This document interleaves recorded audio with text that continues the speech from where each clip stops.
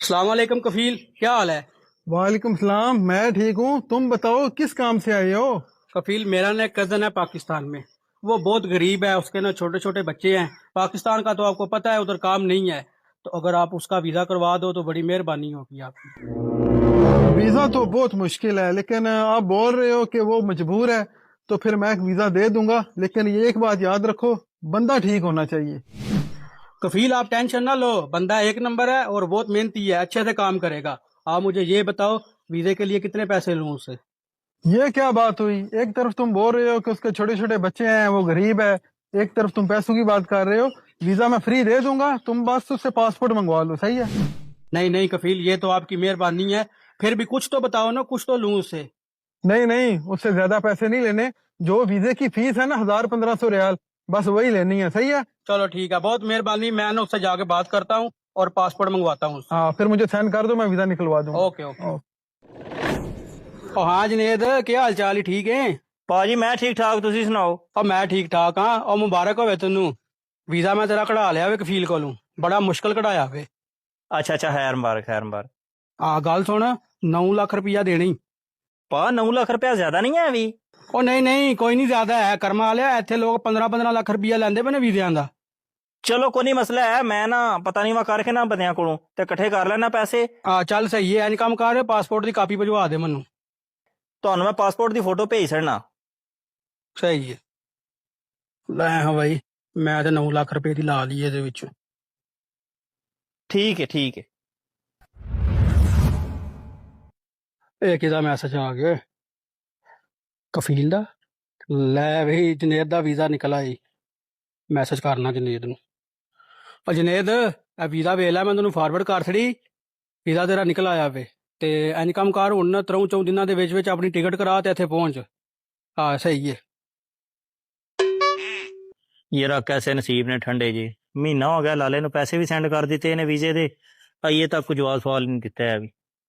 ਹੈ ਲਾਲੇ ਦਾ ਮੈਸੇਜ ਆ ਗਿਆ।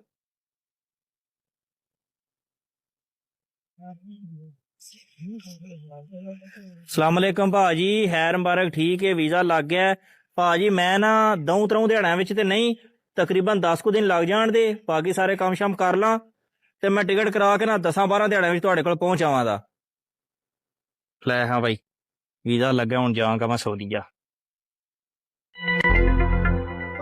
ਲੋ ਜਨੇਦ ਸਾਹਿਬ, ਮੁਬਾਰਕ ਜੀ, ਸੋਦੀਆ ਤੁਸੀਂ ਆ ਗਏ ਹੋ ਖੈਰ ਖਰੀਦ ਨਾਲ। ਖੈਰ ਮੁਬਾਰਕ। ਇਹ ਤੁਹਾਡੀ ਰਿਹਾਇਸ਼ ਹੈ, ਇੱਥੇ ਹੀ ਰਹਿਣਾ ਜੀ ਹੁਣ। ਠੀਕ ਹੈ ਭਾਜੀ। ਤੇ ਮੇਰੀ ਗੱਲ ਸੁਣ, ਹਾਂ ਉਹ 9 ਲੱਖ ਰੁਪਇਆ ਤੂੰ ਦਿੱਤਾ ਸੀ ਵੀਜ਼ੇ ਦਾ, ਜੀ ਜੀ। ਉਹ ਸਮੇਂ ਤੇਰਾ ਕਲੀਅਰ ਹੋ ਗਿਆ, ਵੀਜ਼ਾ ਤੇਰਾ ਲੱਗ ਗਿਆ ਵੇ। ਹਾਂਜੀ ਹੁਣ ਸਾਲ ਬਾਅਦ ਜਿਸ ਟਾਈਮ ਤੂੰ ਕਾਮਾ ਰੀਨਿਊ ਕਰਵਾਣਾ ਹੈ ਨਾ ਜੀ। 6000 ਰਿਆਲ ਉਹਦਾ ਦੇਣੀ, ਤੇ 300 ਰਿਆਲ ਜਿਹੜੀ ਹੈ ਨਾ ਕਫੀਲ ਦੀ ਜਿਹੜੀ ਕਫਾਲਤ ਹੈ ਮੰਥਲੀ, ਉਹ ਤੂੰ ਹਰ ਮਹੀਨੇ ਦੇਣੀ ਹੈ। ਠੀਕ ਹੈ? ਇਹ ਮੈਂ ਦੇਣੇ ਨੇ ਹਾਂ ਹਰ ਮਹੀਨੇ ਜੀ। ਤੇ ਆਪਣਾ ਖਾਣ ਪਕਾਣ ਸਭ ਕੁਝ ਆਪ ਕਰਨਾ ਹੈ, ਠੀਕ ਹੈ? ਐ ਮੈਂ ਕਫੀਲ ਨੂੰ ਦੇਣਾ ਕਰਨਾ ਹੈ? ਨਹੀਂ ਨਹੀਂ, ਤੂੰ ਮੈਨੂੰ ਦੇਣੇ ਨੇ, ਮੈਨੂੰ ਦੇ ਲਾਂਗਾ, ਤੂੰ ਬੇਫਿਕਰ ਹੋ ਜਾ। ਚਲੋ ਸਹੀ ਹੈ, ਠੀਕ ਹੈ। ਚਲੋ ਹੁਣ ਰੈਸਟ ਮਾਰੋ ਤੇ ਸੁਬਹ ਮੈਂ ਲੈ ਜਾਣਾ ਕੰਮ ਤੇ। ਚਲੋ ਠੀਕ। ਚਲੋ ਸਹੀ।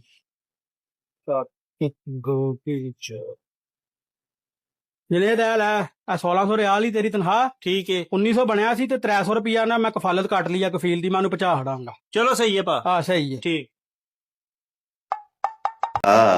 वीडियो देखने वाले की मुसीबतें खत्म कर दे अल्लाह, वीडियो देखने वाले के दर्द खत्म कर दे अल्लाह, वीडियो देखने वाले के मर्ज खत्म कर दे अल्लाह, वीडियो देखने वाले के दुख खत्म कर दे अल्लाह, वीडियो देखने वाले की तकलीफें खत्म।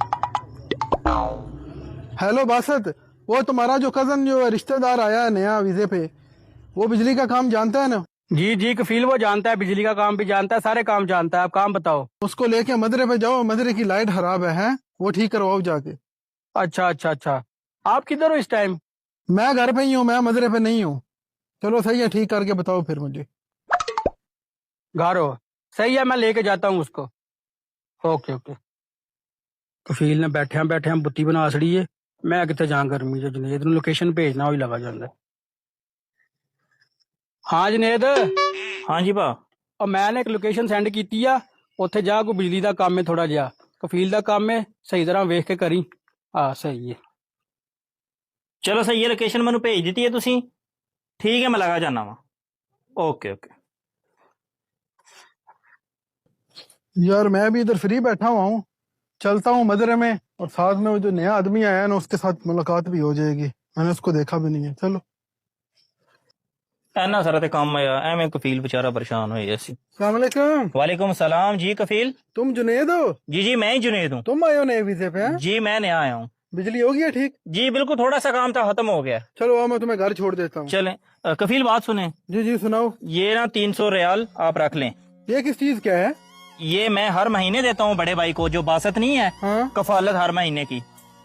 लेकिन मैं तो उससे कोई पैसे नहीं लेता। अच्छा। तुम कितने पैसे दे के आए हो वीजे के? कफील मैं वीजे का ना 10,000 रियाल दे के आया हूँ। पाकिस्तानी 9 लाख रुपया बनता है वो। तुम 10,000 रियाल दे के आए हो? जी जी। पर मैंने तो 1 रुपया नहीं लिया। तुम्हारे वीजे पे सिर्फ वही पैसे लगे हैं जो वीजे की फीस होती है, बाकी मैंने पैसे नहीं लिए। अच्छा, वो कितनी थी? वो 1000-1500 रियाल होता है बस। जुनेद, ये अपना 300 रियाल अपने पास रखो, ठीक है। और जो 10,000 रियाल तुमने बासत को दिया है ना, जी। मैं तुम्हें वो भी वापस करके दूंगा, और जो तुम कफालत देते हो मैं तुम्हें वो भी लेके दूंगा, ठीक है? कफील बड़ी मेहरबानी है आपकी। और आज के बाद तुमने कोई पैसा उसको नहीं देना, डायरेक्ट वीजा लगवाना है, मुझसे बात करनी है। ठीक ये है। जो आगे लोग होते हैं ना जो वीजा ले लेते हैं, हाँ बाद में ये आप लोगों से पैसे मंगवा के ना कफील के नाम पर खुद दिखाते हैं।